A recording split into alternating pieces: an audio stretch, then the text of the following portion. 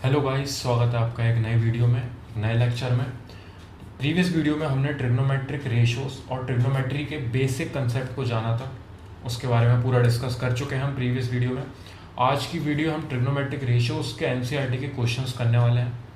उसके आगे और वीडियोज़ आएंगी जिसमें मैं ट्रिग्नोमेट्रिक रेशियोज के और भी क्वेश्चंस करवाऊंगा। उसके बाद आरडी के भी कुछ अच्छे जो इंपॉर्टेंट क्वेश्चन हैं उनको डिस्कस करूँगा। पहले हम एक बेसिक क्वेश्चन से वापस स्टार्ट करते हैं। ट्रिग्नोमेट्रिक रेशियोज के बारे में मैं पूरा एक्सप्लेन कर चुका हूँ। 6 ट्रिग्नोमेट्रिक रेशियोज होते हैं, मैं उनको साइड में फटाफट लिख लेता हूँ क्योंकि उनका यूज़ होने वाला है। Sine theta, cos theta, tan theta, cot theta, sec theta and cosec theta. Order हमेशा अपना यही रहेगा। मैंने आपको पिछली वीडियो में बताया था ये कि साइन, कॉस, टेन, कॉट, सेक, कोसेक फर्स्ट से लेकर 6th नंबर पे आप इनको इसी पोजीशन में रखोगे। उसके बाद नीचे आप पंडित बद्री प्रसाद हर हर भोले ये आप नीचे लिख लोगे। एक अपॉन का साइन बना लेना जिससे आपको कंफ्यूजन ना हो। पंडित बद्री प्रसाद हर हर भोले आपने लिखा, इन 6 को इस ऑर्डर में लिख लिया। आप ये हर क्वेश्चन से पहले लिख सकते हो। अभी स्टार्टिंग में जब तक हमें इनका ऑर्डर याद नहीं हो रहा, जब तक हमें ये वाला प्रोसेस याद नहीं हो रहा, हम इनको ऐसे ही साइड में लिख सकते हैं स्टार्टिंग में, जिसकी वजह से हम इनको डेली जब बार बार देखते जाएंगे तो हमारे ये दिमाग में अच्छे से बैठ जाएगा। अब क्वेश्चन में क्या है, ए बी की वैल्यू दे रखी है उन्होंने 29 यूनिट्स, बी सी की वैल्यू दे रखी है उन्होंने 21 यूनिट्स।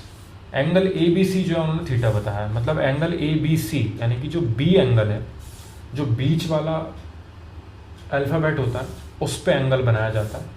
ए और सी जो है वो उसके साइड से, मतलब ए से जनरेट हुआ हुआ एंगल बी तक आया और बी से सी तक गया, तो ये वाला जो एंगल है ये हमारा थीटा गिवन है हमें।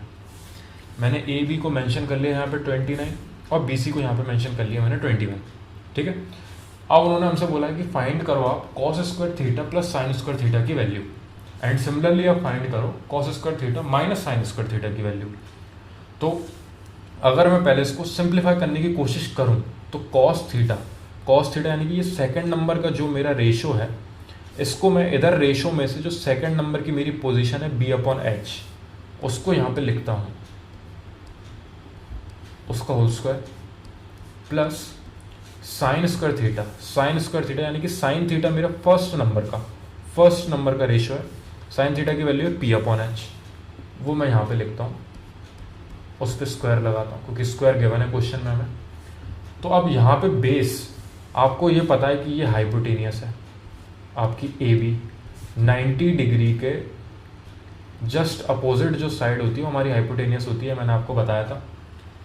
थीटा के जस्ट सामने जो हमारी साइड होती है वो हमारी परपेंडिकुलर होती है, तो ए सी हमारी परपेंडिकुलर है। और ये जो अपनी तीसरी साइड गिवन है जो हमें 21, वो हमारा बेस है। तो आप बेस की जगह पे 21 बिल्कुल रख दोगे, हाइपोटेनियस की जगह पे आप 29 रख दोगे दोनों जगह पर। यहाँ पे परपेंडिकुलर अभी अननोन है, तो इसीलिए हमें पाइथागोरस थ्योरम लगा के पहले इस परपेंडिकुलर की वैल्यू फाइंड करनी पड़ेगी। तो क्वेश्चन हमेशा इस प्रोसेस से चलेगा कि आप सबसे पहले एक ट्रायंगल बनाओगे, उसमें जो जो चीज़ें मेंशन है आप उनको लिख दोगे फटाफट। उसके बाद साइड में आप इन 6 का ऑर्डर जमाओगे और फिर पंडित बद्री प्रसाद हर हर भोले नीचे लिखोगे ऐसी साइड में, जिनका ऑर्डर आप पूरा डिफाइन कर लो 1 2 3 4 5 6, वही 1 2 3 4 5 6 इस ऑर्डर में ये नीचे यहाँ से हम पिक करते जाएंगे। ठीक है। और जो भी अननोन है उसको फाइंड करने के लिए हमें पाइथागोरस थ्योरम हमें हर बार लगानी ही पड़ेगी, जो कि होती है हाइपोटेनियस का square is equal to perpendicular का स्क्वायर प्लस बेस का स्क्वायर। ठीक है। हाइपोटेनियस हमें गिवन है 29 का स्क्वायर करेंगे इज इक्वल टू परपेंडिकुलर हम पे गिवन है नहीं, प्लस बेस हमारा गिवन है 21, उसका स्क्वायर करेंगे। ठीक है। 29 का स्क्वायर हुआ 841। आप साइड में स्क्वायर फटाफट मल्टीप्लाई करके देख लो, 29 से 29 को मल्टीप्लाई कर रहे हैं, 9 9 से 81, 8 कैरी ओवर आया, 9 2 से 18 और 8 हुए हमारे 26।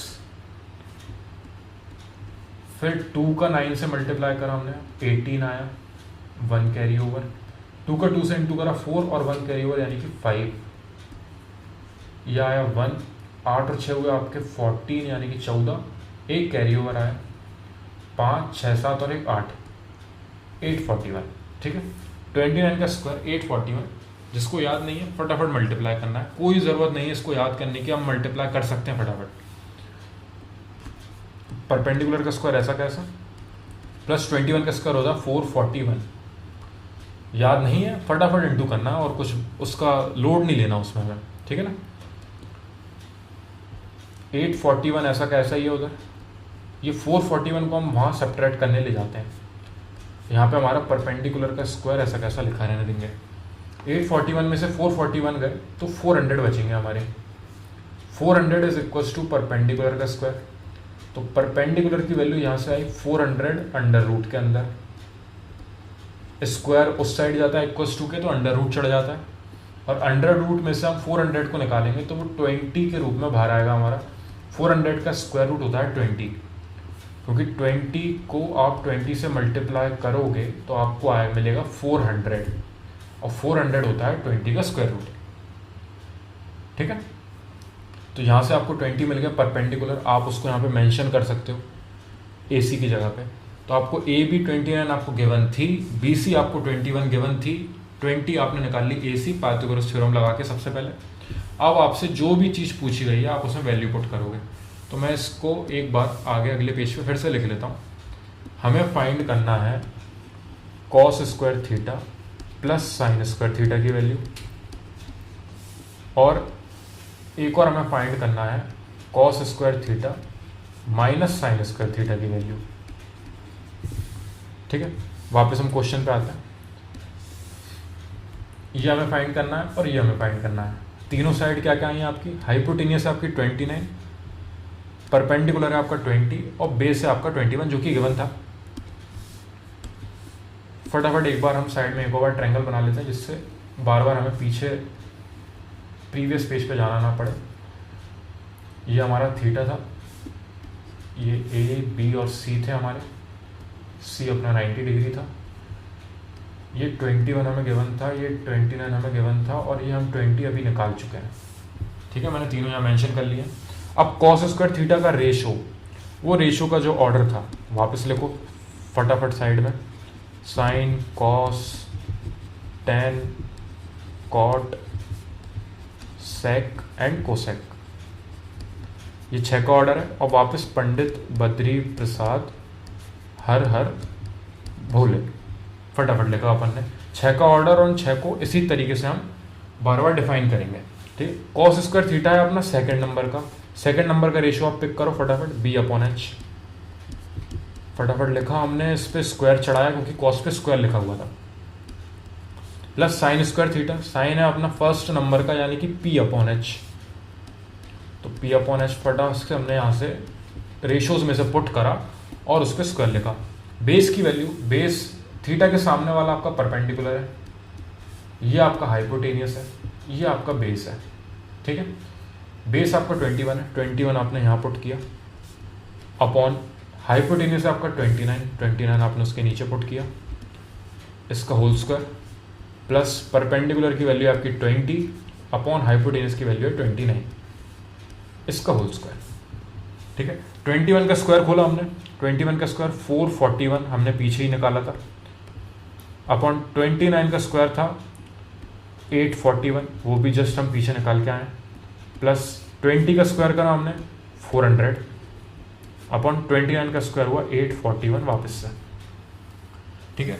Cos square theta plus sine square theta की वैल्यू पूछी थी, उनको रेशियोज में कन्वर्ट करना सबसे ज़्यादा जरूरी है।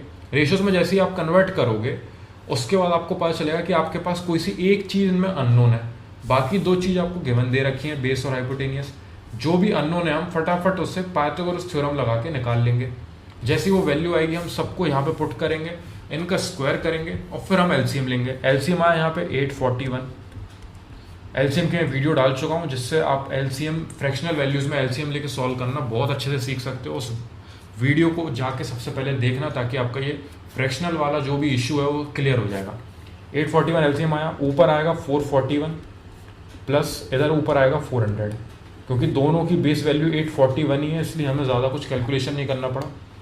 इनको हमने ऐड किया तो आया 841 अपॉन 841, कैंसिल होगा ये 1 टाइम्स 2।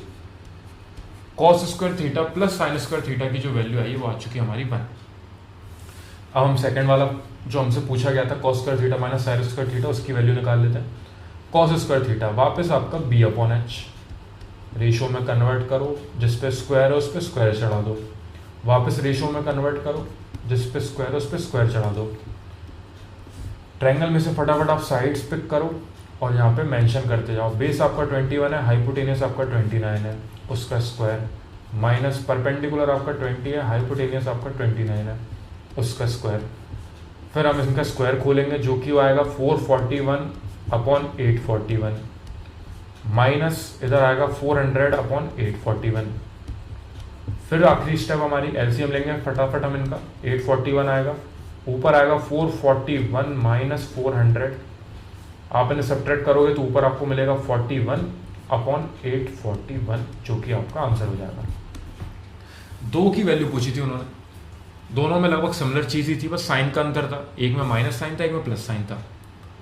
पर क्वेश्चन किस तरीके से चलेगा, हमें सबसे पहले इन रेशियोज को यहाँ पे लिखना है इसी ऑर्डर में, इन 6 रेशियोज को, ताकि हम उन 6 को इधर से फटाफट यूज़ करके यहाँ पे पुट कर सकें। जैसे ही सबसे पहले हमने इनके रेशियोज पुट करे, हमें पता चला कि हमारे पास परपेंडिकुलर गिवन नहीं है इस क्वेश्चन में। बाकी बेस और हाइपोटेनियस तो उन्होंने गिवन दिया था। परपेंडिकुलर को फाइंड करने के लिए हमने पाइथागोरस थ्योरम लगाई, ये हमने पाइथागोरस थ्योरम पुट कर दी थी यहाँ पे। पाइथागोरस थ्योरम पुट करने के बाद हमें परपेंडिकुलर की वैल्यू आ गई 20, जो कि हमने पहले मेंशन कर ली ट्रायंगल में कि जो हमें अननोन था वो हम निकाल चुके हैं।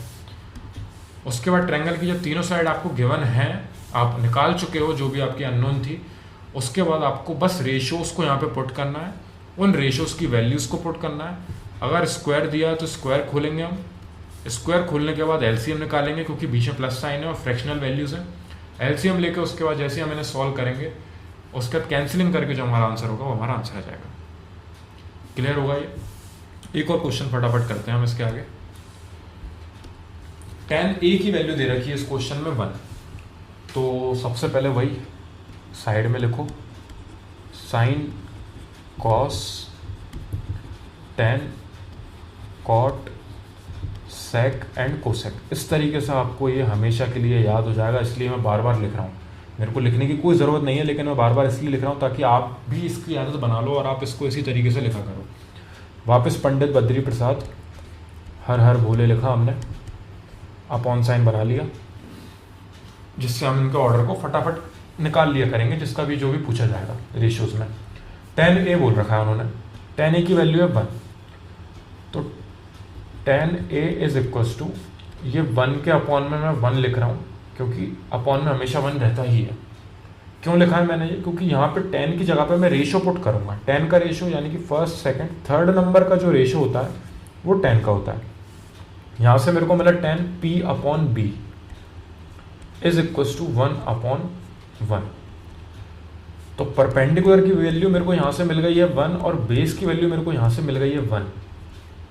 हाइपोटेनियस अननोन है, जिसको निकालने के लिए हम फिर से वापस पाइथागोरस थ्योरम लगाएंगे, लेकिन उससे पहले हम एक ट्रायंगल फॉर्म कर लें जिससे वैल्यूज़ को पुट करने में ज़्यादा दिक्कत नहीं आएगी। ये ट्रायंगल हो गया, ये 90 डिग्री हो गया हमारा, ये एंगल हमने थीटा मान लिया, ए मान लिया। इस क्वेश्चन में ए गिवन है हमें एंगल की वैल्यू, तो हमने ए ले लिया इस एंगल को, ठीक है।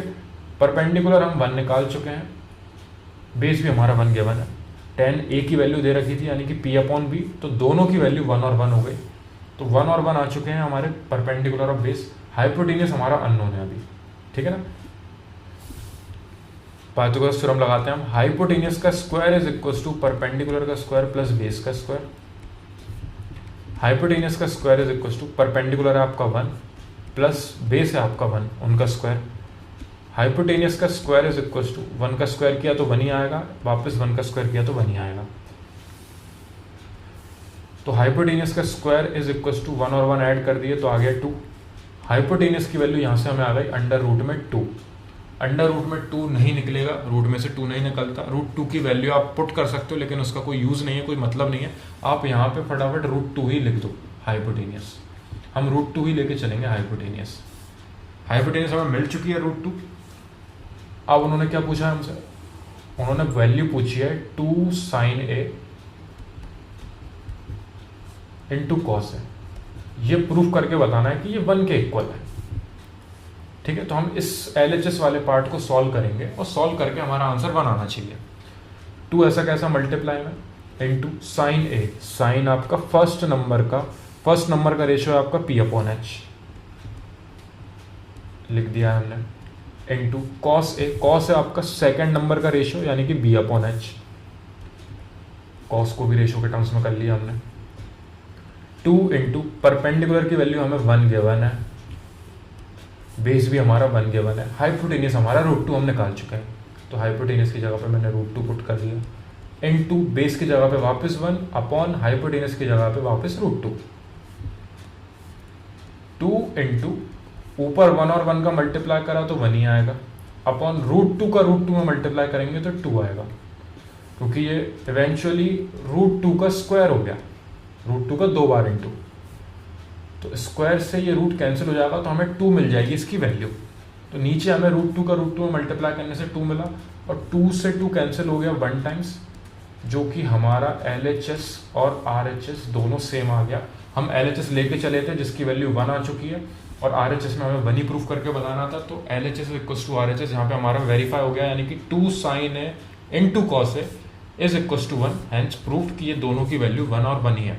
ठीक है, क्वेश्चन में क्या करा, tan A गिवन था, tan A को रेशियो के टर्म्स में फटाफट हमने चेंज किया, P/B आया हमारा रेशियो के टर्म्स में, परपेंडिकुलर 1 है, बेस भी 1 है, परपेंडिकुलर और बेस 1 होने के कारण हमने पाइथागोरस थ्योरम लगाया, 1 का स्क्वायर प्लस 1 का square is equals to hypotenuse का स्क्वायर, जिसका वजह से हमारा हाइपोटेनियस आया रूट अंडर में 2, √2 जैसे हमारा हाइपोटेनियस आया, हमें जो क्वेश्चन में पूछा गया था जिसकी वैल्यू 2 sin A और cos A को 1 के इक्वल प्रूफ करके बताना है, तो साइन और कॉस की जगह पे हमने वापस इनको रेशियो के टर्म्स में फटाफट चेंज किया, रेशियोज में जो जो वैल्यू जो पूछी गई थी उनको पुट करी, परपेंडिकुलर और हाइपोटेनियस और बेस और हाइपोटेनियस, इसको फटाक से हमने मल्टीप्लाई किया, और उसके बाद इसको कैंसिलिंग करने के बाद हमें आंसर आया 1, जो कि दोनों LHS और RHS इक्वल आ चुके हैं, जो कि हमसे पूछा गया था। कोई भी डाउट हो आपको इस क्वेश्चन में या फिर प्रीवियस जो हमने क्वेश्चन करा, इन दोनों में से आपको किसी में भी कोई डाउट हो आप मेरे को बताना कमेंट सेक्शन में, मैं इसको वापस एक बार सॉल्व कर दूंगा, मेरे को कोई इशू नहीं है। बस मैं जितनी कोशिश ये करना चाहता हूँ कि मैं आपके सारे जितने भी ट्रिग्नोमेट्री के डाउट्स हैं वो मैं क्लियर कर सकूँ, और NCERT के हर एक क्वेश्चन को मैं स्पेसिफिकली आपको समझा सकूँ, वो मेरा मेन पॉइंट है। ठीक है, बाकी LCM लेने का ये जो प्रोसेस है ये मैं एक अच्छे तरीके से बता चुका हूँ प्रीवियस वीडियो में, उसको जाके देखना ताकि आपके डाउट क्लियर होंगे कि फ्रैक्शनल वैल्यूज़ को, क्योंकि यहाँ पे तो सेम था LCM में नीचे, अगर अलग वैल्यूज़ होती तो किस तरीके से फ्रैक्शन को सॉल्व करते, कई बार गलती करते हैं LCM में लोग गलती, इसलिए आप उसको एक बार अच्छे से समझना, और बाकी इनमें कोई सा डाउट हो तो आप मेरे को कमेंट सेक्शन में बताना। Thank you very much for watching this video.